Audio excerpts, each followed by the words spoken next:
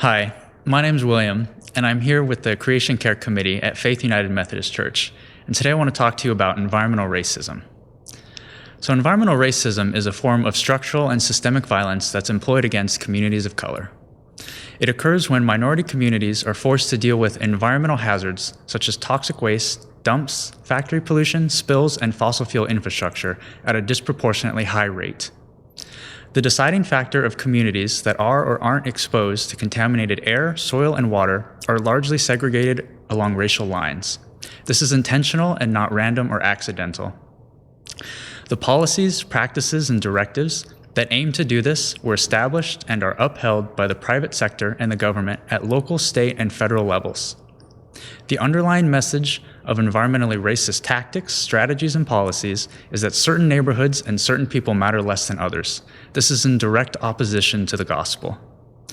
These practices say that some groups of people and some neighborhoods are okay to be used as dumping grounds. It is a form of violence that is both dehumanizing and deadly. You can see examples of environmental racism all over the country, such as the infamous Cancer Alley in Louisiana. It's an 85-mile stretch of land that has more than 150 plants and refineries. Studies show that the most accurate predictor of where the facilities are located is race, specifically in underserved Black communities. These communities suffer from incredibly high cancer rates due to being exposed to these industrial factories and plants. You can see it in Detroit, Michigan's 48217 zip code. The community there is forced to deal with a toxic mix of chemicals coming from steel mills, coal-fired power plants, gas flares, and one of the nation's largest oil refineries, all of which are near schools, neighborhoods, parks, senior centers, and rec centers. It's the most polluted zip code in all of Michigan, and its population is 80% Black.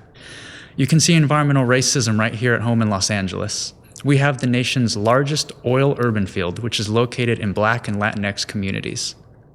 And I want to specifically bring up Wilmington, where neighborhood oil drilling is negatively affecting the health of communities of color there. Patagonia made a short film about the youth activists who live there and are fighting against the oil and gas operations in their own neighborhoods. It's called District 15, and we'll link it in the description of this video. I highly recommend you watch it and listen to their stories. Right now, we are all seeing more clearly the systemic racism that Black people in this country have always had to face. We are bearing witness to the undeniable brutalization and systemic violence against Black bodies. As Christians, we believe every human being is made in the image of God.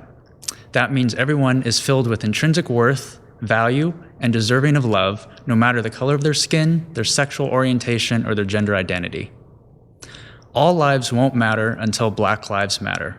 Black trans lives matter, Black children matter, Black art matters, Black dreams matter, Black history matters, and Black futures matter.